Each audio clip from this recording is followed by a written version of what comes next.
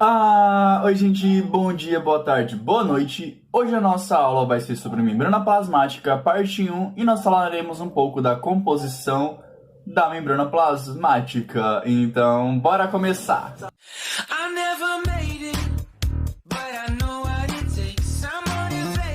Gente, vamos começar a falar um pouquinho da estrutura da membrana. Ela é constituída por lipídios, sendo os principais os fosfolipídios e os colesteróis. Também temos as proteínas e os carboidratos.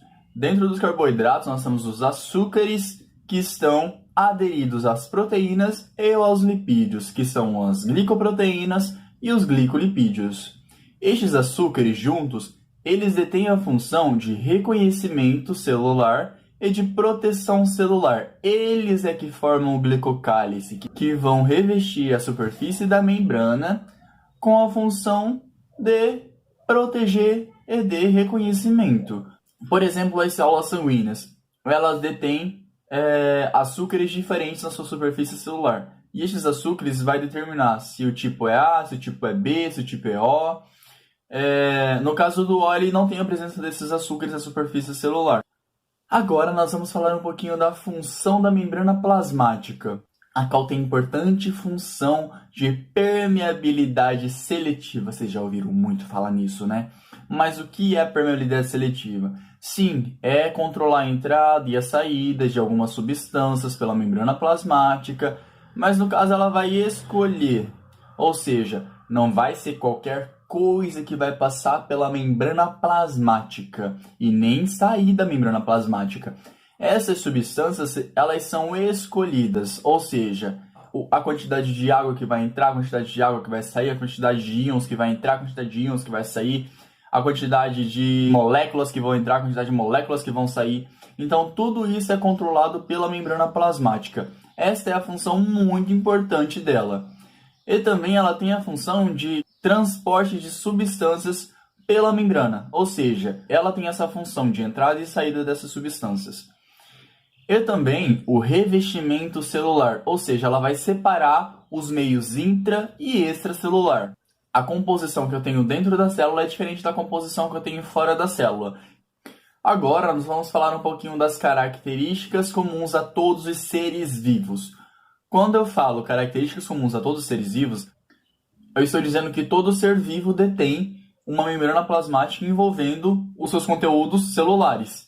E essas características universais, a primeira delas é que a membrana plasmática ela é uma bicamada lipídica, ou seja, eu tenho duas monocamadas, e essas duas monocamadas, a voltada para o intracelular, ou seja, dentro da célula, e uma monocamada voltada para o extracelular, ou seja, fora da célula. Essas duas monocamadas elas são diferentes. Uma das características é referência à organização dos fosfolipídios quando eles entram em contato com o meio aquoso. A forma que eles vão se organizar para poder se selarem. Ou se eles entram em contato com o meio aquoso e eles estão plano, eles vão ter que selar as suas extremidades. Nesta que eles selam as suas extremidades, eles vão se fechar e formar uma esfera. Outra característica é a assimetria dessas monocamadas. A monocamada que eu tenho voltada para o extracelular é diferente da monocamada que eu tenho voltada para o intracelular. Essa diferença é devido ao intracelular ele ser mais eletronegativo e o extracelular ele ser mais eletropositivo. Sendo isso, essa diferença de potencial entre as duas monocamadas faz com que eu separe estes dois meios, de dentro da célula e de fora da célula. Isso é de suma importância para a célula, que eu vou falar um pouquinho mais para frente para vocês o porquê disso. E também ela tem a função de uma barreira seletiva. Ela vai controlar a entrada e a saída dessas substâncias na membrana plasmática. O que vai entrar, o que vai sair, o controle de água, a saída de água, o controle de moléculas, a saída de moléculas.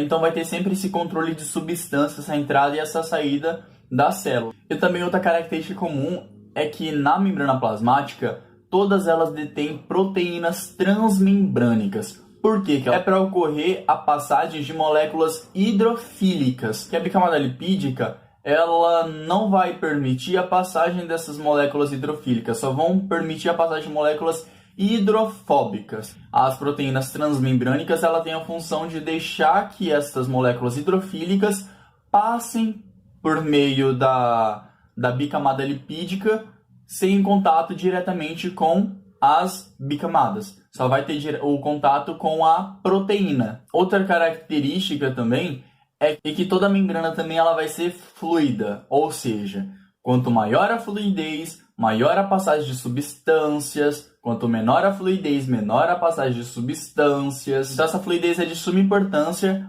para a função da célula. O que vai influenciar nessa fluidez é a temperatura, é a composição dos fosfolipídios e é a taxa de colesterol na membrana plasmática. Ou seja, se eu aumento a temperatura, eu aumento a fluidez da membrana plasmática. Se eu diminuo a temperatura, eu diminuo a fluidez da membrana plasmática.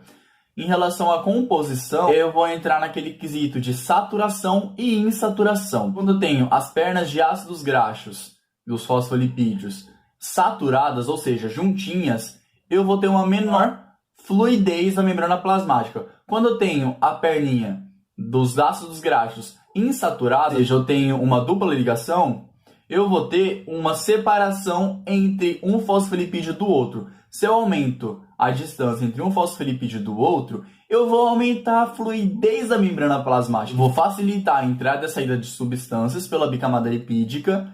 Em relação ao colesterol, se eu aumento a taxa de colesterol na membrana plasmática, eu vou diminuir a fluidez. Por quê? Se eu aumento a taxa de gordura na membrana plasmática, eu vou diminuir a fluidez dela. Ela vai ficar menos fluida devido a essa taxa de colesterol grande na membrana plasmática. Mas lembrando que o colesterol ele é de suma importância porque ele vai regular essa fluidez da membrana plasmática, já que a membrana ela não pode ser nem muito fluida e também nem pouco fluida. Ela tem que ter um intermédio de fluidez nela. Outra característica também é que toda a membrana ela é anfifílica, ou seja, ela tem parte hidrofóbica e parte hidrofílica. Lucas, mas o que é hidrofóbica e hidrofílica? Hidrofóbica, ela não gosta de água. Hidrofílica, ela gosta de água.